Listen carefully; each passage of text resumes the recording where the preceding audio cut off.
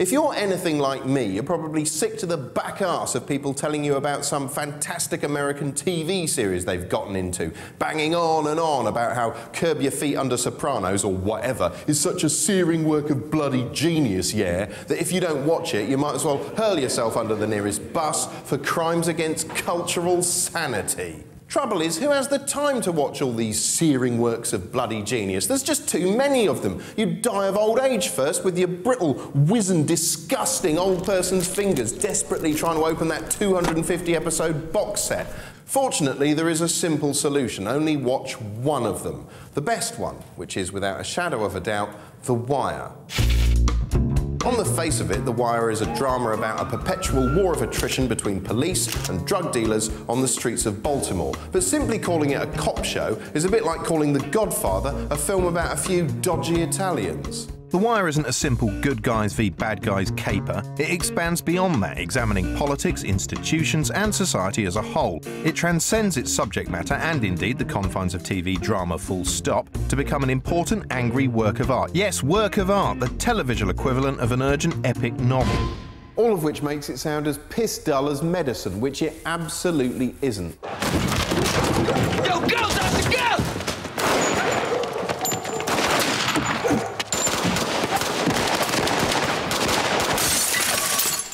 Now, it's hard to quickly sum up The Wire, and it's even harder to explain why it inspires such evangelical fervour amongst its fans. Unfortunately, that's exactly what I'm supposed to be doing in this programme. Mainly, however, I just want to persuade you to watch it because it's brilliant. So sod your whole, I don't care what The Wire is attitude. You will get into it or die trying.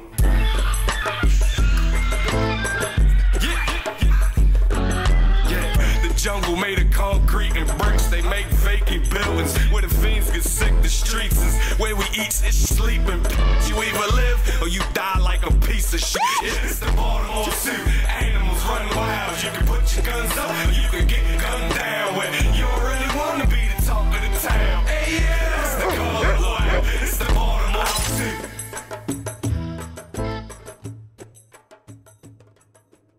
So we've established that I think The Wire is superb, but don't take my word for it. Look, I'm clearly an idiot. Instead, why don't you listen to somebody altogether more respectable, like him, or him, or him, he'll do, not him. Oh, let's start with him. I'd say it's the best TV show I've ever seen. The Wire is better than anything on television. It's this, you know, it's that simple. Well, you know, it's the greatest TV show ever been made. I mean, that's all you have to say, really. I heard about The Wire from an American musician friend who'd been watching the series in the States, and he sent me an email saying that it was the best thing he'd seen since Abigail's Party. And that was a really intriguing recommendation to me, because he was talking about the history of television. It's like an underrated masterpiece that everyone should see, and it's like a secret as well, because you sort of, you know, it's one of those things you want to tell people about it, but at the same time, you sort of don't want it to be too popular because it's like your own secret thing. I'm going to WA, that's Wiristas Anonymous. Hi, my name's Alexei and I'm addicted to The Wire. Well, I think once you've become addicted to The Wire, lots of other TV programmes seem like pretty thin gruel. When CSI or whatever finds a bloke dead, killed with a golf ball, lying in a million golf balls, then you just say, okay, well, yes, I presume that would be hard to find out which golf ball. When I tell people how much I love The Wire, I've often been recommended The Shield, which is a very good and very dark series, but still conforms to that 1 hour episode where things get wrapped up at the end. Shows like Law and Order, in a way, are kind of disturbing, especially the Special Victims Unit, because they take the most serious crimes and, you know, incest, rape and stuff, but they're still being written by Hollywood writers in a Hollywood format, so everything's tied up nicely after an hour. And I think, really, in a way, that's kind of wicked. It seems to me that The Wire is the closest thing to a really great novel. There's a kind of novelistic density to the programme that I think must come from people used to working at that length and with that kind of sort of 400 or 500 page ambition. TV hasn't even attempted to do what The Wire attempts to do, and attempting even the attempt to do what The Wire is doing is a kind of seismic shift in television that it's great. It's really exciting to be around for it, you know. As good as Abigail's Party or your money back. The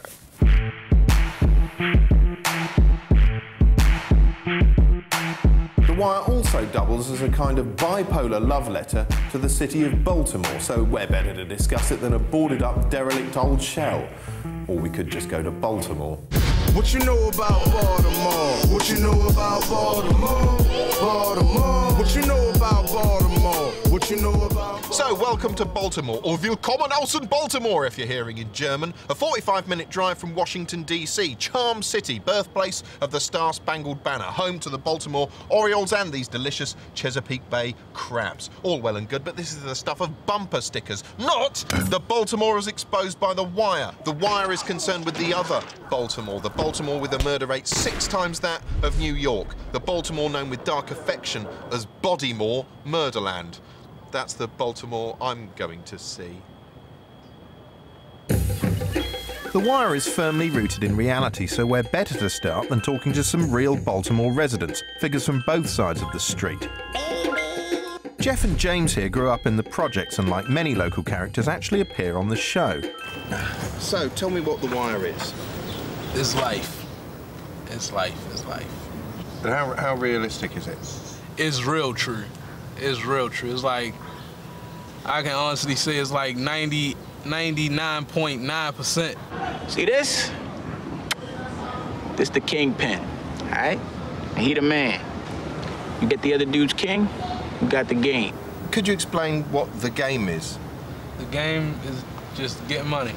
Getting money, selling. Whatever your hustle is, that's what it is. I mean, it's real easy. Just selling smack. Smack. Heroin. Got some dudes that's actually making $25,000, $30,000 a day. So how do you get to be the king? It ain't like that. See, the king, stay the king, all right? Then you got your homeboys is looking like, okay, getting a lot of money. We get ready to blow his head off. So that's terrifying to me. Yeah. Is that how dangerous is it? Yeah, really. All right, what about them little bald-headed bitches right there? The pawns, man, in the game, they get capped quick. They be out the game early. And this was a lifestyle that you were living, so, I mean, you were in the game. How did you get into it? I needed stuff. I wanted to live like a rock star before it was my time. My parents couldn't afford it, so I'm gonna do what I do. And what other options are there? I mean... None. Because when you're not old enough to work, or you have a criminal record, like a felony or something, it's like, there's no other option. As it stands now, we know that economics drives drugs. We need to find a more sound economic base for our young folk to participate in, find entry-level jobs, and give them an opportunity, a sense of hope, so they don't have to rely on the streets as the only means of support. Mostly every cop that I know that's male, like all our girls. Like the drug dealers, they got the girls, they like our girls. I mean, a cop will come because he like your girl with a fat ass and know you sell drugs and put all this effort into throwing you in jail just so he can get to her. I'm telling you serious shit. Hey, Jimmy. Call Nadine and tell her I called one and I'm out on the street. What do you think of the police on the show? There was one cop in season 4 who was going around sort of stealing stuff off the kids. Little motherfucker, you slinging? No, sir, swear to God. Hell, you ain't. How else you walking around with 200 in your pocket? My foster mother gave me that to buy school clothes with. Tell her to come down to the Western, and I'll give it back to her. Yeah, that's like real life. Taking their money, beating them up, breaking their fingers. Planting drugs on people. That's not sportsmanlike. No, it's not sportsmanlike. Go ahead, play that. We're the heavy guys. We're the guys that come in and throw the handcuffs on. But we must do more than that. We can't arrest our way out of this problem. Young folk are not a threat. We have to treat them as if they are a viable part of our community. And one of the things we have to do is show the other side of policing, and that we are about prevention, not just suppression. It's serious down here. It's hard down here. You can shoot and kill. I mean, I'm right here on this camera right now. I can get a beef with anybody behind this camera right now, punch anybody in the mouth. They go get somebody, they'll come around the corner. I'm gonna be like a man. We gonna get the beef and the fussing. If stuff comes to the guns, he with my cousin, we gonna pull out the guns, we gonna get the blasting. Y'all gonna be like, well, y'all shouldn't be in it because y'all here filming this, but that's how things is down here. You know what I'm saying? You gotta be very polite. Social skills is mandatory. Mandatory. Nah, man, no thanks. But you ain't gotta do nothing for it. No, thank you, man. And tell us about some of the things you've seen. Like kids, they coming out of the womb with guns, not bottles. They coming out with guns. What I mean by little kids is like between the ages of like 7 to like 15. With guns at 7? Yeah, you say something to one of these little kids, there's no, I'm gonna get my big brother, I'm gonna go get my aunt or my father, somebody is, I'm gonna get my gun. What sort of guns are we talking about? AK-47s, Uzis, 9s, Desert Eagles, 50 cals. It's like ridiculous. But it seems quite tranquil to me sitting here now. We can hear birds chirping and everything. But I mean, it's not particularly safe around here. It's 2 o'clock right now, and then it's fairly hot outside, so nobody really want to be out here.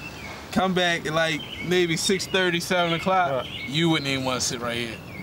For decades now, poverty, crime and drugs have ravaged the Baltimore projects, leaving a forgotten generation in their wake. The Wire highlights these problems, but it refuses to offer any trite solutions to them. Coming up, my tour of Baltimore continues, and I talk to some of the talent involved in this unique and complex show.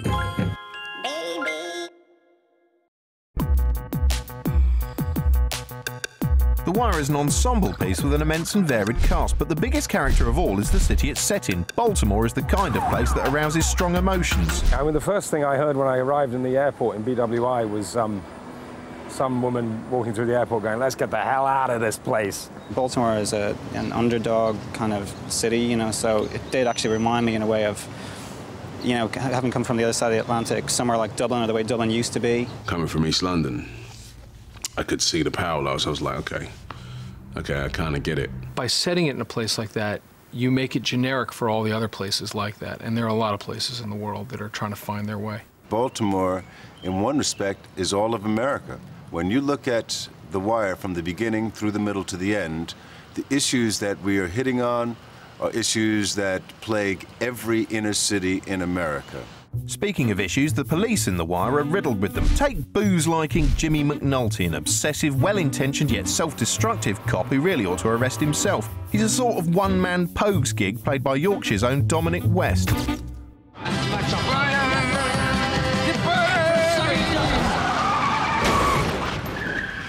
This scene where McNulty takes 2 goes to smash up his car. It's a good scene. He's always been exactly that man, a man who will bang his head up against the wall until he feels that he's destroyed himself sufficiently for that day.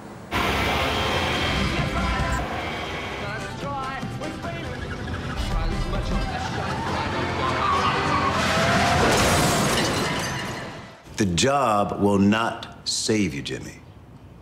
It won't make you whole, it won't fill your ass up. I don't know. A good case. Ends. They all end. Detective Lester Freeman is the yin to McNulty's yang, a pragmatic, methodical presence, unruffled, philosophical and perpetually suave. He's played by velvet-throated Clark Peters. I think in one respect we're cut from the same cloth in that we both want to do the right thing. Except he'll screw it up at every turn, and I'll try to get it right. We're good at this, Lester. In this town, we're as good as it gets.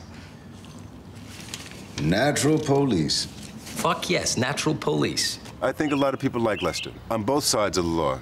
Yeah, police officers compliment Lester on doing the right thing and being the voice for those who want to do right. The gangsters say, man, you're just too cool, but we're going to figure out a way to get around it. A chief figure on the other side of the law is drug lord Russell Stringer Bell, who you suspect would be equally at home on Wall Street as Crackpipe Crescent. He's played by Hackney-born Idris Elba. Stringer Bell, Idris Elba, he's uncanny. I need you to hit somebody. Murder ain't no thing. But this here's some assassination shit. I tell you, you getting somebody, you getting them. I ain't asking. Damn, Stringer, I don't know. Nigga, I gotta remind who the fuck you work for. Stringer Bell is just an amazing businessman who's just figured a way to sell drugs in a way that no one had thought of before. He's a drug dealer, but he goes to night school and learns about economics, and he's a businessman, you know? He works with a very old friend who's, you know, a longtime partner who is completely different from him. You need a dead and jackal type motherfucker basically to do some shit like that, not a rumble-tumble nigga like Slim. Well, he gotta go. Ah, you a fucking businessman. You wanna handle it like that. You don't wanna get all gangsta wild with it and shit, right? Stringer Bell's story is about his transformation, or his want to transform. When I was learning to drive and doing my driving test, I would just go into Stringer Bell mode, and it worked. I passed first time, thinking like Mr. Bell. So, political cynicism, moral ambiguity and rich characterisation. By now you should have realised The Wire's just a little more nuanced than T.J. Hooker. I mean, imagine the creator of that describing it like this. It's a treatise on the end of the American Empire and who we are as a people, what we've come to, and why we can no longer solve or even seriously address our own problems.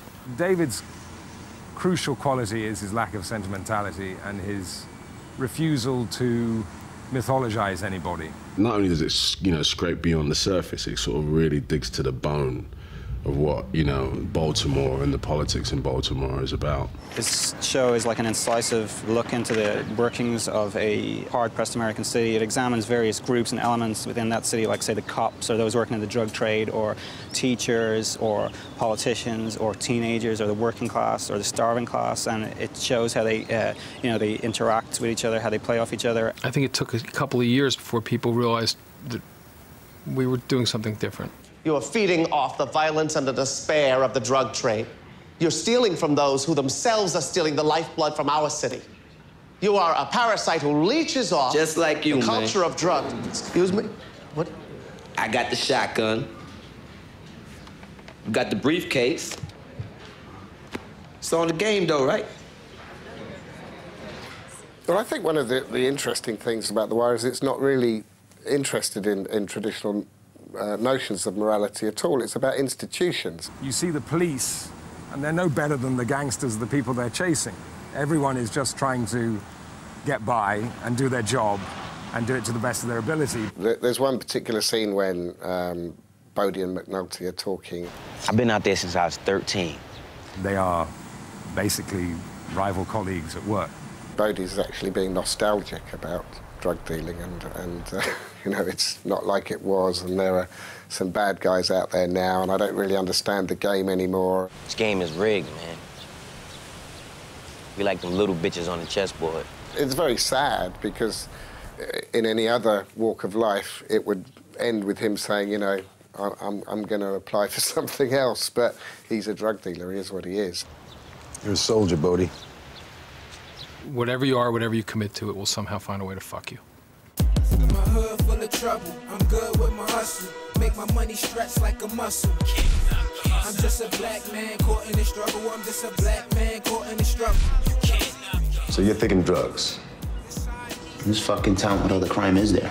There are events within The Wire kind of all the time that kind of mirror kind of life in Baltimore. Basically, because what we're doing is just presenting life as it is. We are constantly mangling up the historical reality of Baltimore's drug trade. It's some fabricated names, but it's real. The kids over here kill each other. I know more about murder than you know about that camera. If you'll get a character like Little Melvin, who is, was once one of the most notorious criminals in the city, acts in the series, plays a character called Deacon, who's like a churchman. Deacon, how'd you get by my people? You can't turn away church folk. They ain't done in these parts. I play a part of a deacon, which is basically what I do from day to day. It's not an act that's easy for me to tell kids, you need to find something else to do. I've been you, they're gonna catch you. If they don't catch you, they're gonna bring it with them. They're gonna give you 30 to life. You're going to a penitentiary, hopefully not one that I've been to, but if you do, you're gonna meet some guys that's got triple life and 40. They kill people, and when they don't kill them, they rape them. You fresh meat, you the last guy on the compound. You ain't gonna like it here. Melvin Williams, Little Melvin, probably sold more heroin in the history of the state of Maryland than any other single individual. A couple of 100 million, maybe more. You figure out whether I'm successful or not. You're not going to be the top of the tier. Most of the kids in this town are not making that kind of money. Very few will retire from the game that way with the money they came into it. 99 times out of 10, you're probably going to do life in prison in the federal system. You're talking about drugs. That's a force of nature.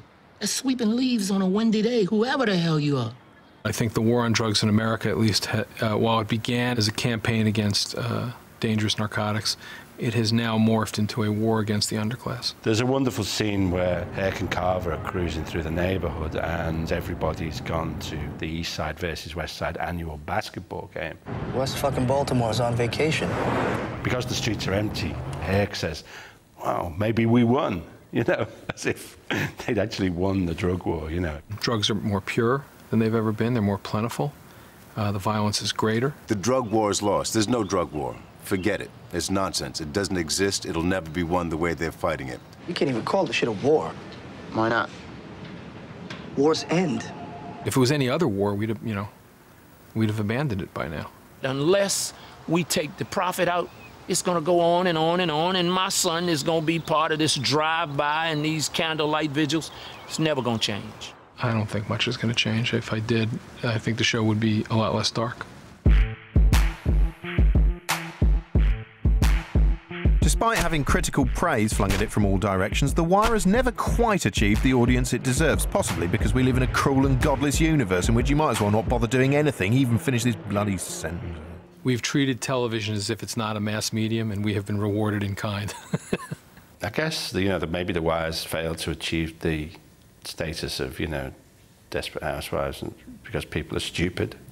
The real reason is because it's all black people. Well, it does have a lot of black people in it, but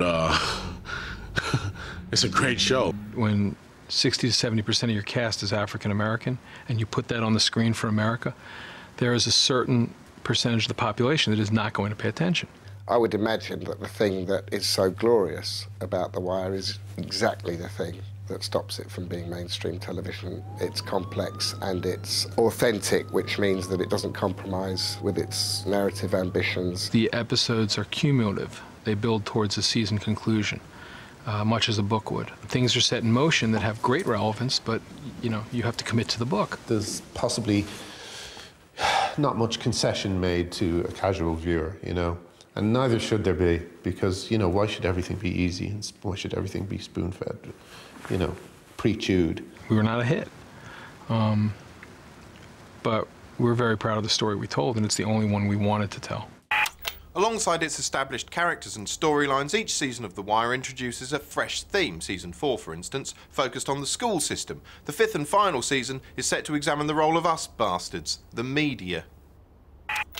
If we got anything right about depicting the problems of the American city and why we can't even attend to those problems or even address them honestly, if we got anything about it right, then the next natural question, and probably the only remaining question, is, are we genuinely ignorant of what the problems are, or are we paying attention to something else? Have we become just about the most distracted and inconsequential people ever to be called a superpower?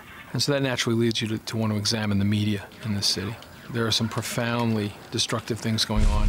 Somebody's out there watching all that Paris Hilton shit, Yeah, he's right, Look, you're so distracted, you're not even listening to what I'm saying. You're just looking at this generic urban collage. I better turn up in Vision and summarise things. So there you go. The Wire is a unique show, one that breaks all known rules of television, richly rewards your attention and makes you think while it does so. If you ask me, it's nothing less than your civic duty to tune in. And if you're not convinced, go and watch Celebrity Goose Wrestling on ITV6.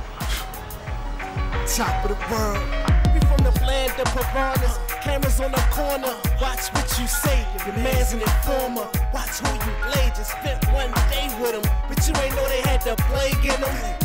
For all the spots, all the blocks.